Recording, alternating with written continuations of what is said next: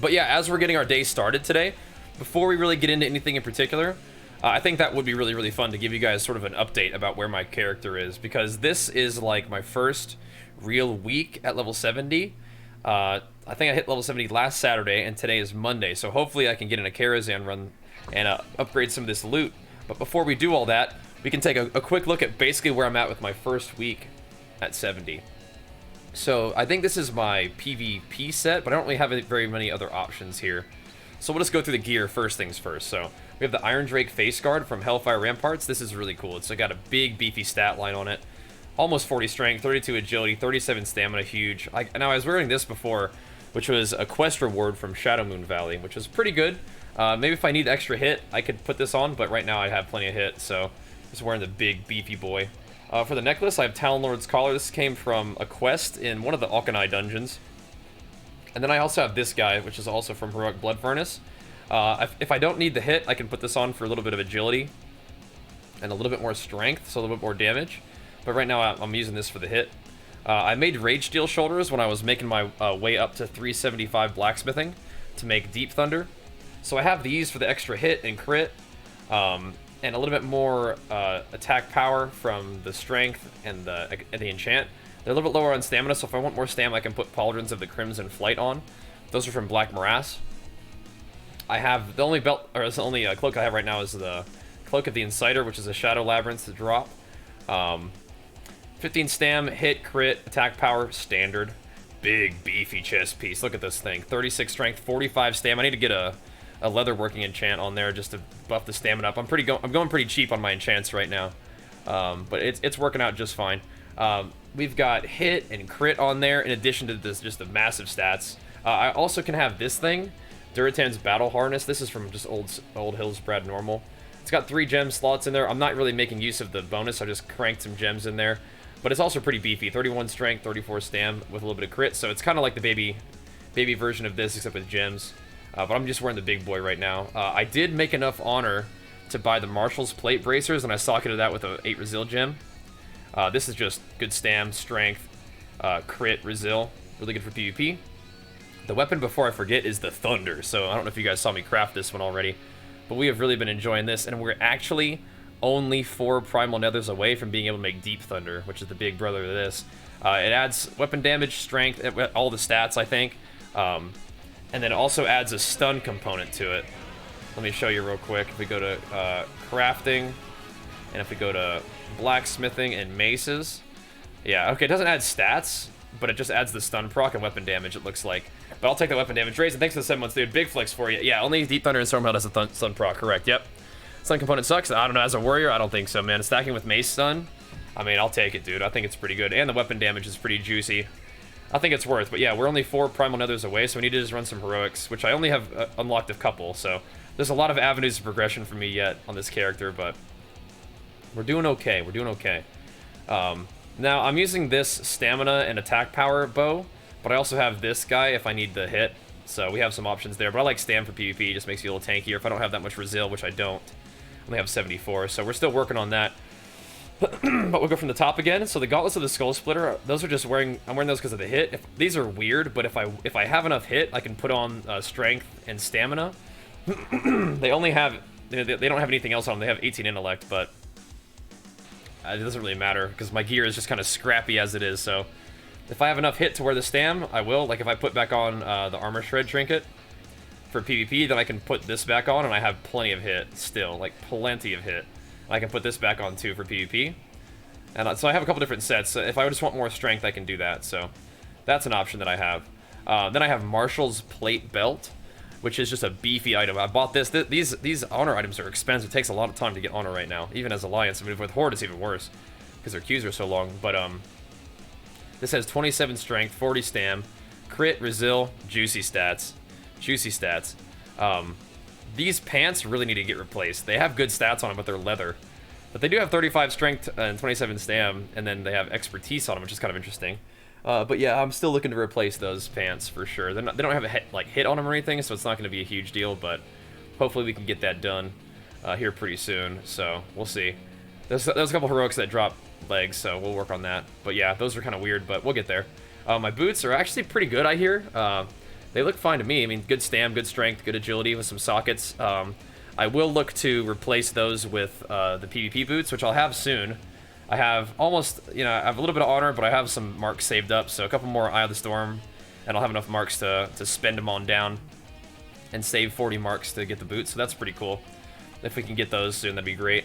I have a lot of different rings. I use the stamina-rich rings for PvP mostly, but I have some attack power and hit rings as well, for PvE in particular, like these two.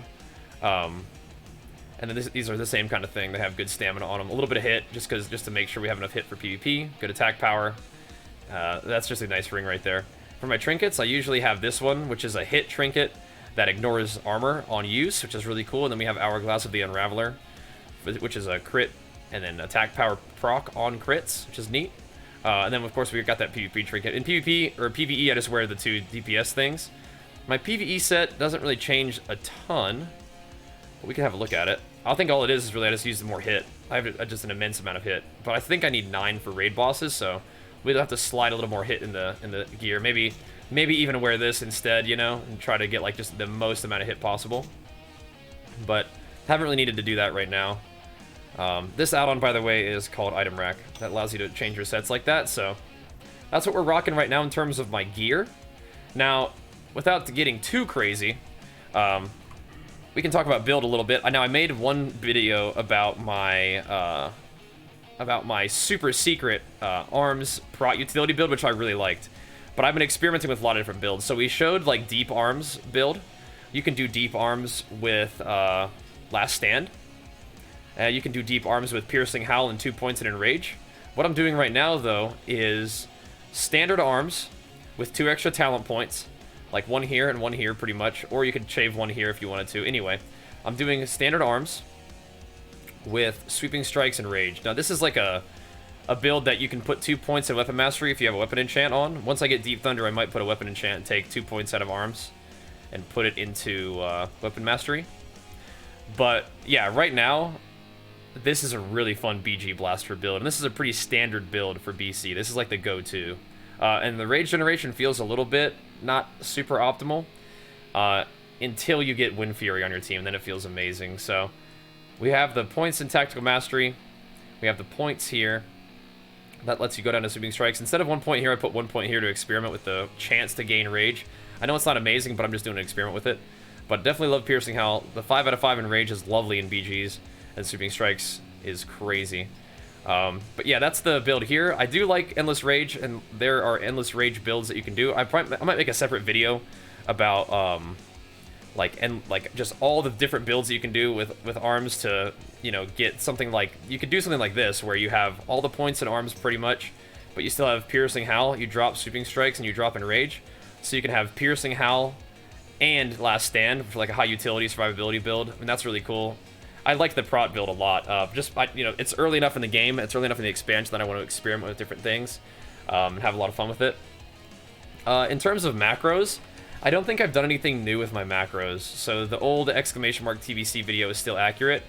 I think I added intervene macros, which are pretty much the same as my Modern WoW macros. I've been experimenting and adding in little things like these stance modifiers, so cast stance 3, so if I'm in Zerker stance, I'll cast Battle Stance, but if I'm in stance 1 or 2, which is Battle or Defensive Stance, it'll just rend. So when there are abilities that you can use in 2 stances, like this, that's what it'll do. Same thing with Sweeping Strikes. If I'm in D stance, it'll put me in Berserker stance, but if I'm in Arms or Zerker, or Arms or Fury stance, if I'm in Battle stance or Zerker stance, it'll just Sweeping Strike. So that's one of the things that I've been doing. Just adding in a new syntax, a new way of writing macros, but all the other macros I'm pretty sure are the same in the original TBC video, and my macros that I have talked about in Modern WoW are pretty much the same way that you write them in BC now as well, so that's really cool. I've been loving TBC, by the way. It's been an absolute blast. In terms of add-ons, we can just scroll right down and I can talk about the add-ons I have. Atlas Loot is the add-on that lets you pop up and look at the loot. I don't know if there's any new ones that I've made. Attune lets you track your attunement progress for different dungeons and raids. That's a really helpful, useful one. I don't exactly remember all the add-ons that I had in my last add-ons little update for TBC, but we'll just scroll through, see if there's any new ones. Big debuffs is nice for seeing the buffs on the side of their character, or you can put it on top of their nameplate. Whatever, it's like Modern WoW, it's pretty cool. Gathermate allows you to see nodes on the map. which is really, really neat. You can track your own, or you can import it from Wowhead, which will show you everybody's nodes. Let's see. What else do we have here? Item rack we talked about. LFG bulletin board is really neat. It allows you to like see like LFG postings from the chat, I believe, which is really cool. Little Buster is the add-on that shows you the stats on items rather than just their ratings. So like when you go to this and it says crit strike rating 27, it's actually a 1.22% crit. That's a really neat one. There's another one that people are asking about percent upgrade. That one was pawn. I'm not using that currently, but that was cool. Save queue takes off the leave queue button and it actually fixes your ability to click the queue. Some add-ons mess with that, which is kind of cool. I got weak auras, I got threat plates above their head. That's usually the main thing. My auction house add-ons are Auctionator and Trade Skill Master. And I got DBM, and Questy is the one that tracks quests. But I think we talked about a lot of those. I'm just doing a quick rundown of anything that I may have added since the last little add-ons update video. But I think, oh yeah, Gladi is what I'm using for arena frames on the side there. But yeah, so far, TBC has been absolutely amazing. My character is coming along slowly. We've got 375 blacksmithing. A lot of the quests we have to do right now are like, we attuned for Karazhan, so we got to find a way to get into Karazhan. We only have a couple heroics unlocked, so we got to make sure we keep farming out the rep to get the heroics, to get the loot, and get the Primal Nethers from my Deep Thunder weapon, get the Badges of Justice to buy stuff. Got to bump up those PvP ratings. We've only done a little bit of PvP so far. 2's Warrior Druid's been really fun. 3's we've been playing with S-Fan and a Holy Paladin, which is not ideal. Me and S-Fan are still looking for a Resto Shaman for 3's. And then for 5's, we've been playing with Asmon and S-Fan. And we did find ourselves a Resto Shaman, so we were pumping. We definitely want to get some more games in there, but honestly, I feel like I've been like working on a bunch of different objectives so far in TBC. We are sort of scraping back to almost making enough gold for epic flying. So we're doing pretty good, but yeah, I got a lot of rep grinding to do, got a lot of gold farming to do, got a lot of PvP blasting to do, but I'm absolutely in love with TBC, so I'm having a good old time. Hope you guys are having fun watching. We will keep the content rolling for you guys, keep the updates rolling, so let me know if there's anything that you guys want to see, but hopefully this gives you guys an idea of where I'm at with my character, what I've been working on, what I plan on working on in the future, and stay tuned for more. Thanks for watching. Peace.